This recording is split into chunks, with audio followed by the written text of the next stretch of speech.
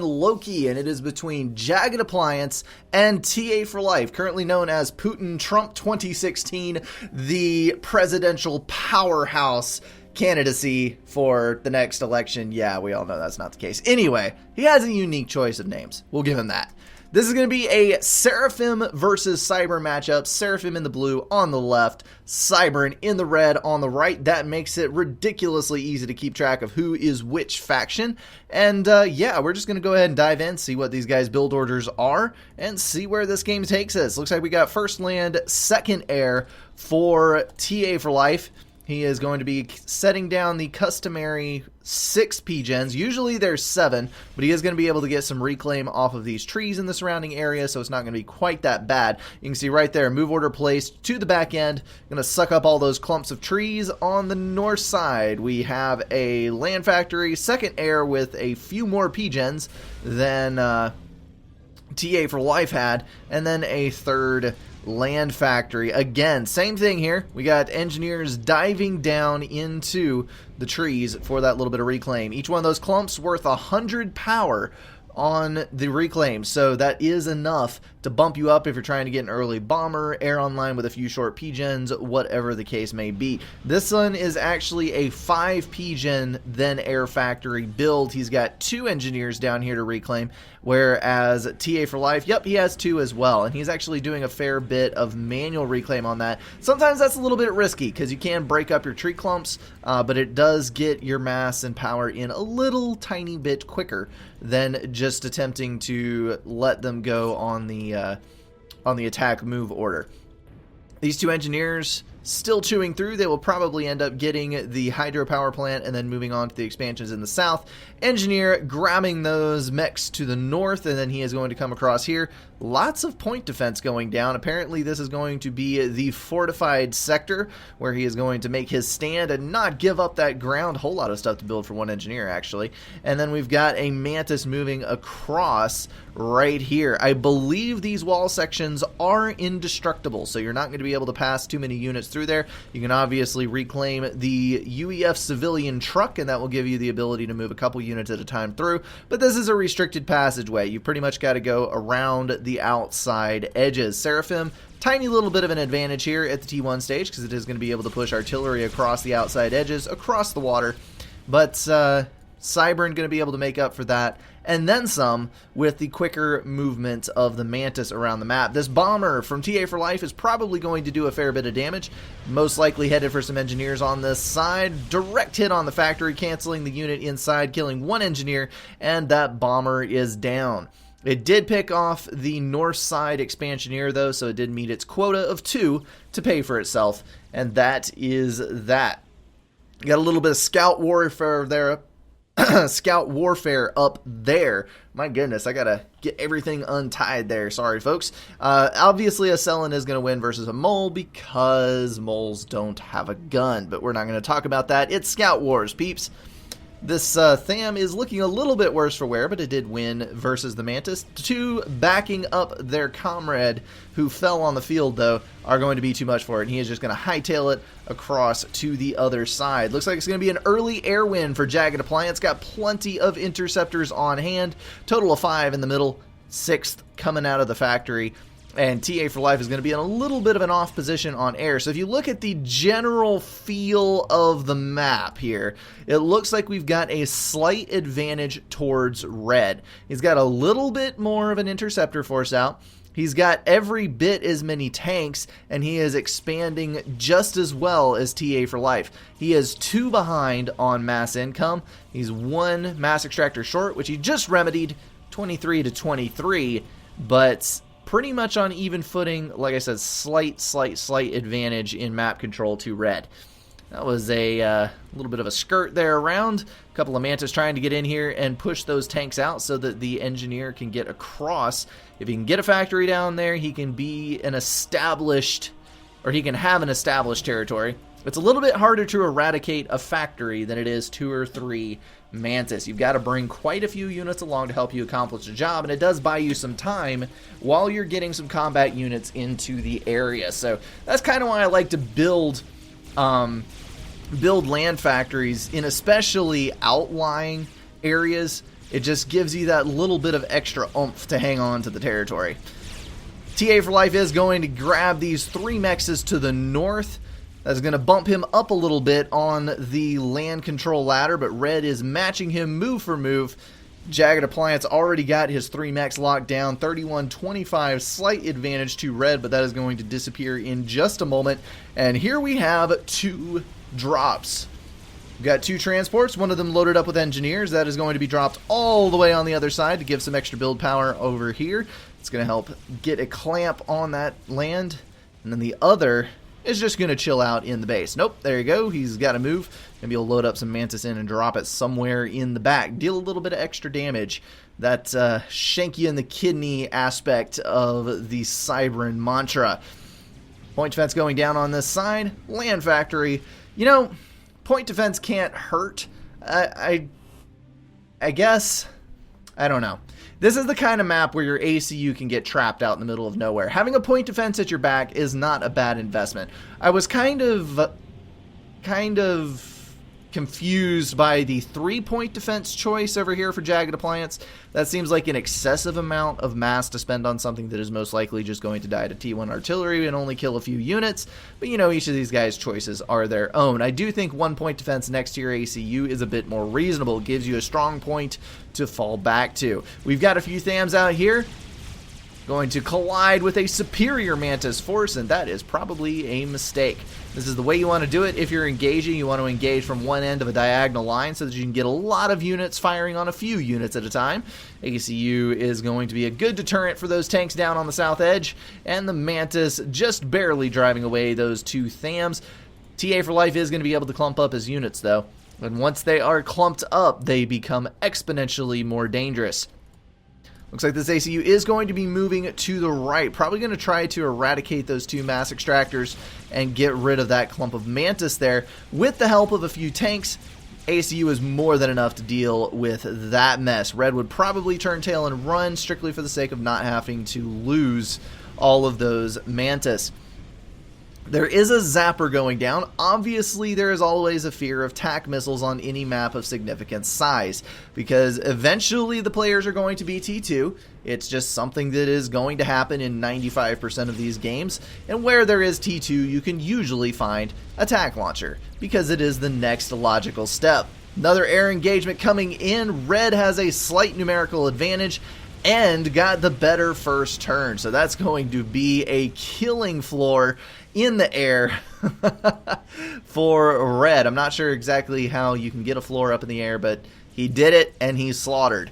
So that is awesome. We've got an HQ down, T2 HQ, obviously the customary attack missile defense going down.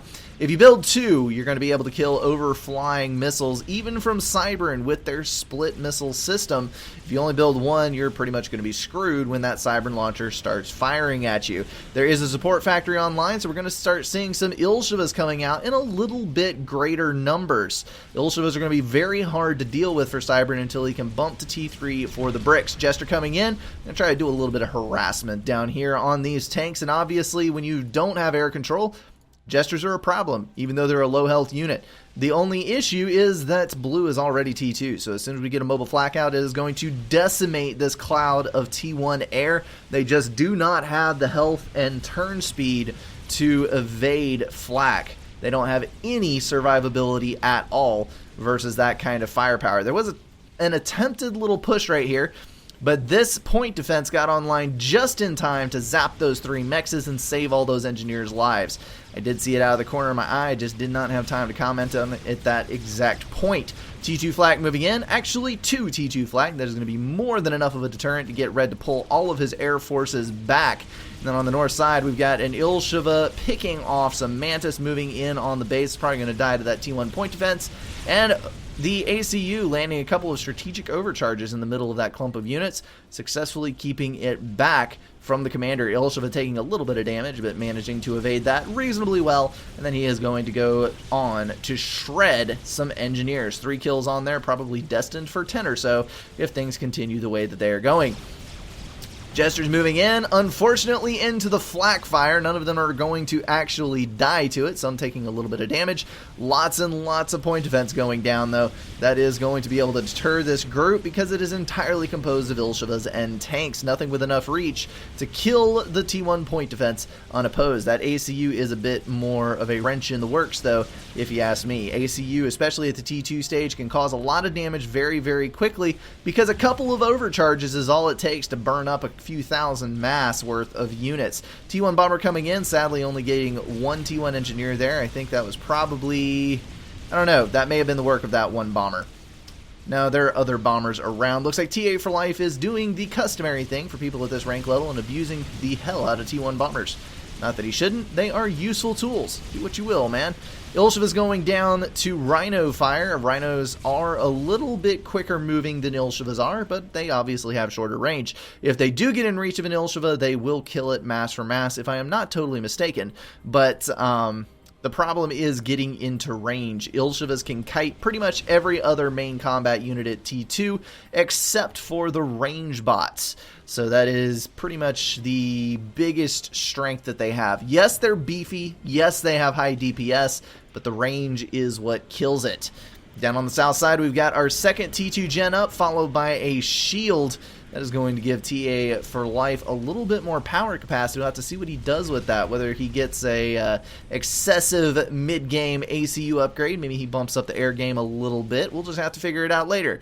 And he is also pushing a lot of T2 mass extractors. He's got, let's see, 2, 4 in the base, and then he's got another 2 on the north side. TA for Life is sitting on about 70-ish, looks like 69 and flashing upwards income, as opposed to 59 or so for Jagged Appliance. Jagged Appliance sitting on 7,700 reclaim and 93 for TA for Life. So a slight economy and reclaim advantage going to TA for Life at this point in the game. That T2 power generator move is definitely a good idea. We're trying to burn off that little bit of extra mass. Those Jesters still being useful. They are going to kill one Ilshiva, it looks like. We do have Corsairs moving in as well, but they are going to collide with a rather hefty group of Interceptors. There are answering Interceptors from Jagged Appliance, but they are going to be too late to the party. Looks like all of those Jesters are going to go down to Interceptor fire before Red can do anything about it. Pulling a second clump in from the rear, that is going to give him the numerical advantage once again. Red playing a really strong air game at this point, and he has a mobile flak on site. So this is pretty much best case scenario. He did recover very well from that. Lost a couple of gunships, unfortunately. If he'd been paying a little bit better attention, he probably wouldn't have lost those. But you know what? Jesters are kind of reaching the end of their useful period in this game because we got flak in pretty much every corner of the map. Nice little overcharge there. 2 Rhinos going down. That is strategic ACU usage. That has a gun upgrade, which means you've got epic range. I think you outranged the Rhinos pretty easily with that upgrade on this one. I'm going to throw down a radar so we can actually see what's going on. And yeah, that ACU is perfectly fine and dandy. That is a T2 gun comm. Tough bastard to kill. Really hard to get rid of those on this map, especially where you can dance in and out of the water as you so please to avoid whatever fire is coming in. Shield going down on the T2 power, or not T2 power generator, T2 radar. Not a bad choice, actually. It is kind of exposed out there on the cliff. Let's check the range on that, see how far it can reach. Just over the halfway point of the map, and nice coverage all the way around. So he's going to be able to see everything coming in on his base. Not anything going to surprise him, no sirree. If he was versus a Cybern, it might be a little bit more of an issue, but you know what? Seraphim doesn't have good stealthing technology, so I think everything is A-okay. That ACU getting a little bit more adventurous, throwing down a T2 point defense on the shore and marching that commander in. If you keep your commander ahead of the T2 point defense, you can run blocker using the superior health on your commander for your own point defense, which will just back you up with that 250 or so DPS of firing power. Awesome combination with the gun commander. Really lethal, especially when you consider how close he is getting to this base. If he is able to eat his way into the build power over here for Jagged Appliance, that is going to give him an awesome leg up in this game. He is ahead in score at the moment, doing very nicely for himself, if I do say so myself. Looks like he's pulling in 85-ish mass per tick, 87, something like that, with nicely balanced power. Jagged Appliance, on the other hand, struggling for power, and that's not a good situation to be in when you have an ACU approaching your base. He's got one T2 gen only, and he is building really, really hard on that T2 factory. Thankfully, he is still maintaining a little bit of air control. He's got enough interceptors out, even with the power stall preventing him from building air at full speed, to maintain this entire corner of the map. So awesome sauce for him. Hopefully he can stand up to the onslaught of TA, because TA is getting a little bit of an upper hand on map control at this point.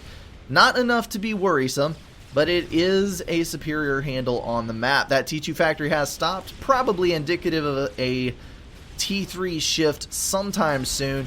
And then on the north side, we've already got a T3 factory down for Jagged Appliance. That is probably going to be pushing trebuchets before anything else, because he's got to stop that T2 point defense creep. Yep, there's the trebuchet. That'll be able to lay down some really nice damage over there on that wannabe firebase. Can't call it a firebase if it doesn't have a shield, but it does have point defense galore. So awesome for TA. That is a radar faker template. It looks like a point defense. It is not actually a point defense. And there is a tactical missile launcher with 2 in the chamber. Not that he's going to be able to hit anything, because there is lots of TMD in strategic locations. I say lots. There is one that is just close enough to deny that tac launcher hitting anything but the most outlying targets in this base. So I think he will be okay. That tac launcher, I don't think, is going to be a very efficient investment for TA for life. Viper's moving in. OP Viper spam. You always got to see it in a Cybern game, even if it isn't the earliest thing on the map. We do have 1 trebuchet and 2 bricks online, with a second trebuchet rolling out. So a nice little bit of unit mix there. He is going to be able to mop the floor with blue on that edge. Looks like still T2 building over here. A little bit more flat getting out onto the map. Red's got a good handle on the south side. Plenty of units to deny. And the north side is recovering somewhat. He did slip there for a little bit, but the Viper and Trebuchet forces are going to be able to save his butt as far as that creep is concerned. He's even going to be able to push a couple of units down to the south side, probably across the mid. There's only 2 Ilshivas defending, and then he is going to be into the engineers over on this side. Nice when you can kill build power. Better when you can kill build power without taking any losses, which is no longer the case, because there's 2 T1 point defense going down there right in the middle of the map. Usually immobile point defense is a worse investment than tanks, but when you're defending all your engineers and you have a little bit of mass to spare, hey, it doesn't particularly hurt.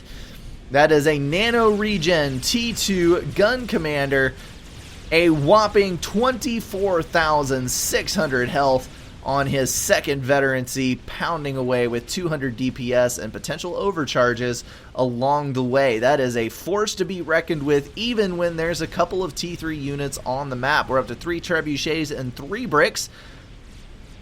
That is going to make the ACU think twice about wandering in. Is that a naval factory? That is a naval factory I spy over there. About to see what he's got planned with that. I imagine cruiser spam and bombarding the base right here, because if you're able to get some form of navy in this water, this plateau is not particularly well defended, even against, if you were to look at like a Salem, the fire is going to arc high enough that it will get into the base without hitting the cliffs too much there. So yeah, navy in the water is dangerous. He has enough trebuchets here to kill that naval factory if he knows that it's there. Let's go ahead and check his intel. We need to check reclaim anyway, so let's go head over there. 18,000 reclaim for Jagged Appliance, and he does have that on radar, although it is not tagged. He does have Corsairs moving around on the south side. 21,000, basically 22 reclaim for Putin Trump. TA for life, maintaining his advantage there, and it looks like he is also got a huge economy advantage with his mass income. He's got all T2 mechs at home, T2 mechs in the expansions, and he's working on a T3 mechs, his second T3 mechs, on the north side. That is kind of a strange thing to be doing. We have 2 Wagners moving in up here. Those are going to be able to do a minor amount of damage. Kill a radar, basically, before a T3 tank gets in there and wipes them from the face of the earth. On the north side, combined force of 5 bricks, easily mowing down everything over there. And TA for Life's trying to get a little bit of a foothold with a point defense there. He is going to be quickly denied by bricks and trebuchet fire. So, little bit of a scuffle up there to the north, but nothing that could not be resolved by the ACU running into the water. 5 bricks moving in. Not too terribly large of a T3 force, but there is not enough T2 in this area to stop them. The first T3 tank rolling off of that production line will be moving to the front, but this is going to be a little bit difficult to deal with. T1 point defense doing fine versus all of those rhinos. Rhinos are definitely not the best equipped to deal with T1 point defense. They just simply sit too low to the ground. All of their shots pretty much collide with the wall sections. Not the kind of unit that you want to use for base breaking. The bricks, on the other hand, they are just awesome at this stage. And it makes it hard for Seraphim because the T3 tank does not have as much range as the bricks. I know that right now that they are also at a numerical disadvantage, which further causes them to be pummeled into the ground. Just like that, wreckage strewing the landscape. But bricks are just amazing. The only thing that tops them is Percival's, and you gotta factor in the cool factor. I give it to the bricks. But then again, I am heavily biased towards Cybern, and I think everyone knows that. ACU dipping. Actually not dipping. If he was going into the water, he would be dipping. He is emerging, poking a toe out onto the land in order to deal with those trebuchets, saving his naval factory from sure obliteration at the hands of the T3 mobile artillery. These bricks still wrecking this base. Mechs are going to go down to Medusa fire. We've got bricks focus firing the T3 tanks and a air battle raging overhead, which is again going to be won by Jagged Appliance. Jagged Appliance's air game is super duper strong this time, and I do like the fact that he is kind of poking around the outside edges a little bit with his Corsairs, but I don't think he's trying to exploit the air as hard as some people would. He is doing very well with his land strategy though, so we're not going to fault him for trying to use a door that might not necessarily get him ahead. TA for Life has got a lot of interceptors out here.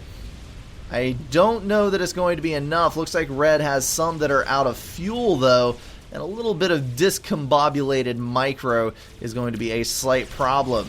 Bricks bearing down on the ACU, even though there are 4. I don't think that is going to be enough unless they were kited absolutely perfectly.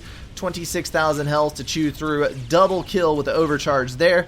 Yet another overcharge for a 4th veterancy, pulling up to 28,000 health, and he will survive quite easily. These bricks are moving into the expansion now. There are 6 of them. 1 has fallen and 3 more have joined the fight. Those are going to probably end up shredding all of this. Don't know how those are going to get denied with the air cover overhead and everything going wrong. Got a total of 5 T3 tanks and some Ilshevas moving in from the north. There are some T1 point defense, but they are not in firing range of the bricks, unfortunately. Bricks have a little bit more firing range. So they're going to pound away from a distance and get rid of those pesky little turrets. If Red is focus fired on the wrong things, T1 bombers just harassing the hell out of everything. Not that they're doing too terribly much damage, but you know what? Use them where you can. If these bricks are focus fired, which it does look like they are, then the T3 tanks are going to be able to come in from the back and absolutely create some carnage here. Bricks going down left and right. They are going to get rid of the T3 support factory, and we do have 1 T3 mechs that's been killed. Actually, I think that was a T2. Whatever. But sadly, that battle grouping is going to fail. If I were Red, I think I would have continued towards the south, maybe? I don't know. All of those point defense there were kind of stalling progress into the expansion itself.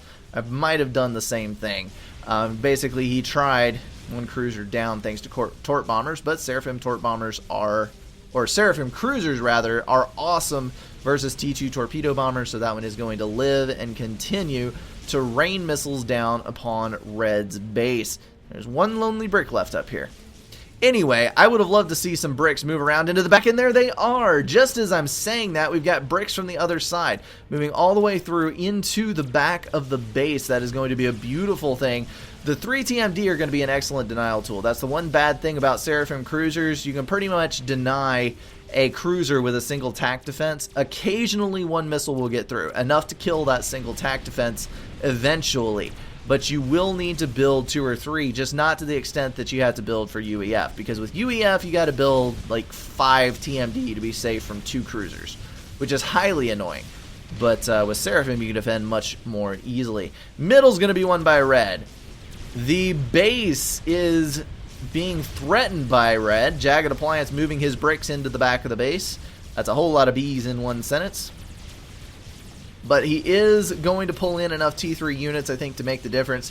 His bricks were not clumped up enough. He is going to go directly for the power. That is not a bad idea at all. Shooting down the shield generators from inside, then he's going to be able to shoot with the bricks from range if he ever decides to focus fire in order to kill those power generators. He's got 2 bricks at full health coming up from the back. Even for a pair of Authams, it's going to take a little while to chew through that much health. T3 tank doing who knows what over there, just kind of sitting by its lonesome. And that brick is going to take down 1, 2 power generators and possibly damage a third. Nope, down he goes. So a fair little bit of damage done to TA's base. He is actually going to go into a hard power stall. He was perfectly balanced. 2 T2 gens die. That is a 1,000 power difference, and he immediately starts stalling for 900. So that tells you how closely he was balancing this economy. There's 4 bricks moving up in the middle. Not that they have a whole lot to threaten on this side, but there's not a whole lot to stop them either. Red trying to knock out a cruiser with some more torpedo bombers. Interesting note, you need to send 5 T2 torpedo bombers at once to kill a cruiser safely. If you feed torpedo bombers in one by one, the cruiser is going to vet up off of the stream of torpedo bombers, and it's going to be incredibly difficult to kill it unless all of your torpedo bombers are tail to tail. If you got a few seconds between each one, that's more than enough time for the cruiser to deal with the torpedo bombers already over its head. I am amazed at how strong the air hold has been this entire game for Jagged Appliance, and yet it seems like he cannot exploit it. He is building enough land that he is able to secure sections of the map, but he's just not able to play up that air advantage like I would think he would, considering how many interceptors he has as compared to his enemy. Corsair is taking down yet another power generator. Putin Trump, 168 power in the hole, tipping upwards of 500 as a little bit of reclaim comes in and a little bit of build power starts going down on this T2 gen. He's got to get T2 gens down ASAP because right now he cannot overcharge, and being that close to a brick without overcharge is usually going to end up with you having a bad time. Obviously, the nano regen Seraphim commander is going to have a much better chance of surviving than most, but it's still not an ideal situation. You just don't want to shed that much health unless you absolutely have to. That single T3 tank is going to cause a lot of grief on the south side expansion, and these Corsairs, good lord, taking out a 4th gen. There was a Yathatha started there, but that is going to come to a screeching halt in construction thanks to the T2 power snipes, but it is back up obviously because, hey, look, we've got more gens in the north. The enemy is killing gens in one spot, you just spread out and build them in other places. Apparently that is the name of the game here, trying to get a shield down. Another generator going down, unfortunately taking out build power. That is actually, I think, a harder loss than a T2 gen right there. And Corsair is going to take out the last T2 gen. That is 4, 5, 6, 7 T2 gens. This last Corsair is going to take it. Flak coming out to clear the air finally. Red going to lose the majority of his interceptors that he has left, and he is still building Corsairs. Good lord, that was a lot of power snipe from Jagged Appliance. That would be absolutely devastating to the vast majority of players, and granted, it did set Putin Trump back quite a bit. TA for Life had to scale down his production. He's got 16,000 mass in the bank, but that means that when he goes full in on that Yathatha right here, he is going to be able to build it very, very quickly. The only problem is that he doesn't have the power to burn that mass at the moment, so it's going to take him a minute to scale back up. Let's take a look at this side of the map. Got scouts moving over across this base, trying to get a little bit of a lay of the land. And then cruisers, there are now 2 of them, but again, easily stopped by this amount of TMD in Jagged Appliance's base. It'd actually be interesting to see some loyalists popping out if you were able to predict where the TAC missiles were going and get some loyalists underneath them. Obviously, you might be able to return fire on the cruisers. The only problem with that is that loyalists spit the missiles back directly towards their source in a straight line. No arc whatsoever. So they're probably going to impact on the cliff here if you're defending the resources back in the base. T3 tanks moving up. We got 5 versus 4 bricks, but that OP range on the bricks dealing a tremendous amount of damage to the T3 tanks before they can even hope to get in range. So even 7 versus 4, 8 versus 4, blue is going to choose to back off. Corsairs moving in on the north side. Aha, we have spotted your power. Going directly after the T3 gen, another T2, and then a shield, and then a T3 gen are going down, but that Corsair fire, yup, relieving him of the blueprint for that T3 gen. That is unfortunate indeed. He needs to get that shield up, which has now been sniped by Corsairs. And now the Corsairs are all going to die to flak. So I guess it's okay in the end. Jagged Appliance has been doing a fantastic job of trying to regain and hold map control. Obviously, the bricks are superior to the T3 tanks, even if the T3 tanks do outnumber them by a decent little margin. But in the long run, things are not looking super spectacular because this Navy is just going to keep harassing things in the North Ocean, and Jagged Appliance is losing an expansion right here. 2 mass extractors down, not anything too terribly lost, but it is what it is. There are 2 mass extractors missing there. Was that TAC missile fire? I know not. Nope, that was that T3 tank that was there several minutes ago that we were watching. Apparently that corner got kind of forgotten about. He managed to kill both of those mass extractors and the factory and some engineers right there. So kudos to him. You are a hero, good sir. Knocking Jagged Appliance. Have I been saying Alliance this entire time? Appliance. I guess alliances could be jagged as well if you weren't sure about the inclinations of your friendlies, but that is Jagged Appliance as a name. I am terribly sorry, friend. Let's see here. Bricks moving in on the left. This is the thing with concentrated brick firepower. Once you get a clump up like that, it is very, very difficult to stop, even if you have some answering T3 units of your own, as long as they aren't Percivals. Percivals will, of course, mop the floor even with the brick.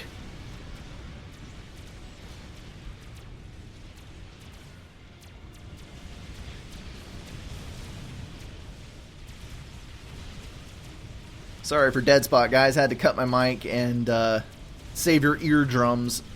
Looks like the press has failed once again on the south, but this Yathatha is now going to move in and cause some major havoc in the south end of the map.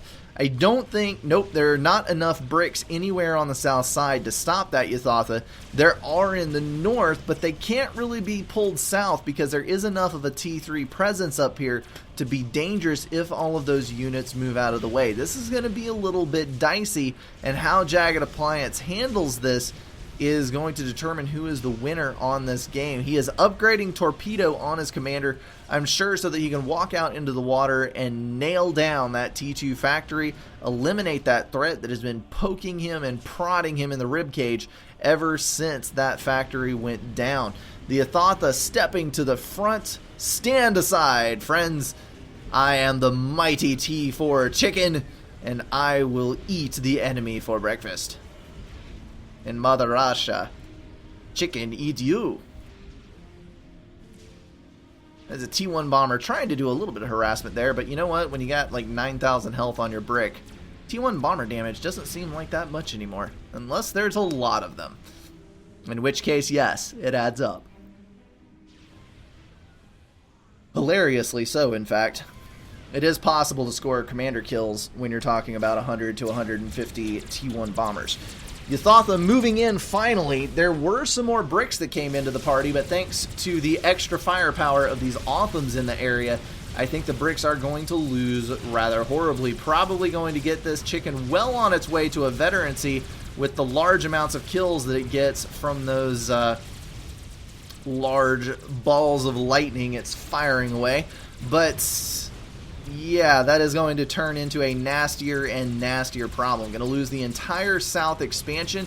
At the moment, TA is pulling far ahead on economy, ahead of Jagged Appliance. Jagged Appliance was even just a little bit ago. He does have several T3 mechs, but, well, no, that may have been reclaimed. Let's take a look at the solid numbers. 198 on 54,000 reclaim. 90,000 for TA for life, literally double, well, okay, not literally, almost double on that one, and he is pulling in 195 mass per tick. So these guys are at a dead heat for income. Ooh, same thing that happened on the south side is now happening to the north. T3 tanks moving around to the back side of the base. That means he's going to have to pull these units to the rear to deal with that threat. And the Ilsheva wiping out that economy there. So that is going to put Jagged Appliance a little bit behind, but Reclaim is the big deciding factor here. And you can see, look at all the engineers for TA for life. They're reclaiming the map. And look at the map for red. Granted, he doesn't have a lot of fields to reclaim at the moment, but he doesn't have a whole lot of engineers either. And I can't help but think all that time that the bricks were hammering away on those Othams, TA for life was just casually playing with the ranges there, making sure that eventually that reclaim would fall into his hands and he would be able to recycle it into something beautiful with which to make war. Monkey Lord going down. This is about the only chance that Jagged Appliance has left. And it is not much of a chance. The base is in shambles. Losing that partially constructed T3 power generator, I am sure that is about to go down. Lost a mass extractor, lost some build power, a couple of P-gens over there. Overall, not the best looking situation. Tons and tons of bricks, along with a few loyalists, are going to be able to move into the base. And at this exact moment, I think that this force is more than substantial enough to deal with what TA for life has on the table. The problem is, once this Yathatha moves up from the back, it's going to cause a bit more of an issue. And he will have, let's see, there's 6 Othams, 7, 8, about a dozen Othams moving in from the south in just a few minutes with that Yathatha. The problem here is that Jagged Appliance is going to be able to divide and conquer. He's got a small group up here, which he is going to hammer away at with trebuchets and walk his bricks directly into. They should be able to easily kill all that off, and then he'll have the bricks that are left and this Monkey Lord to deal with the Yathatha. So I think Jagged Appliance may actually be okay on this. His bigger concern is what happens after. We've got, let's see, T3 land, T2 air, upgrading to T3. The T3 air shift is going to make things pretty dang dicey for Jagged Appliance. And there's another T3 gen going down, bringing the total to 12k power income for Putin. That is going to give TA the ability to build lots and lots of T3 air very, very quickly. On the north side, all of these factories with all this assistance. The amount of build power on the map for TA for life is just ludicrous. Look at all those engineers, all those factories. He can definitely spend every single penny that he has and then some. Looks like TA is banking on that T3 air winning the game, though, because he has not started another Yathartha, and in fact is not that heavily producing T3 land compared to what Red was doing just a few moments ago. He does have a lot of T3 tanks streaming in, but they are streaming. They are not clumped.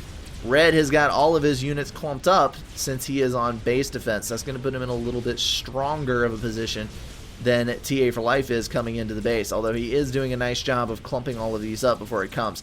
Deceptively large amount of flak there, though, so do not be fooled. That group is not as strong as you think it is.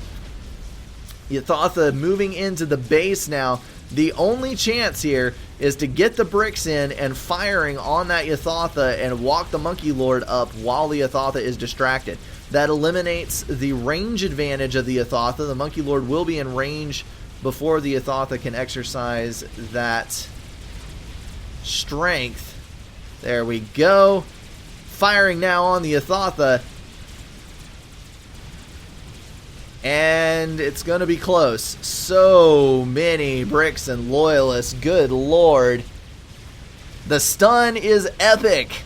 Loyalists dying and stunning the Yathartha, sparing fire from the Monkey Lord, surviving with 3,000 health.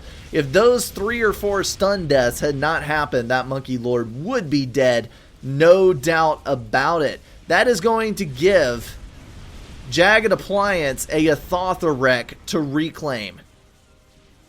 This is interesting. It is not actually unwinnable. TA for Life is spread a little bit thin. One Monkey Lord could make a world of difference in the south because there's just not enough concentrated to stop it. And then the brick forces are more than substantial enough to knock out this entire north force. So overall, Red is not... he's not bad off. He needs to get some protection on his commander. He does have a shield, but he's in the middle of a power stall situation.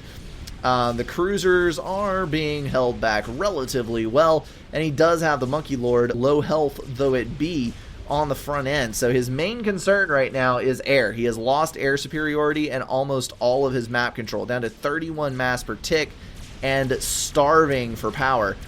But like I said, he has that reclaim. He could get another Monkey Lord online very, very easily with that amount of reclaim here. Tons of T3 units and all that good stuff. Maybe make a little bit of a resurgent. Do exactly what TA for Life did to him.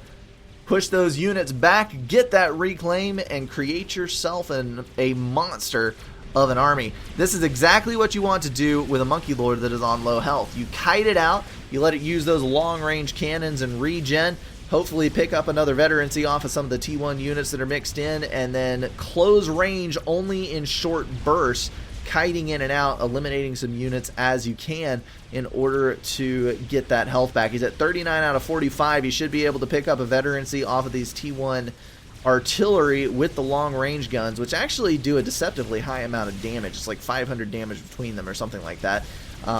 It's not anything to sneeze at. And yep, there's the veterancy, 9,000 health. He will be able to touch in with those cannons on this base.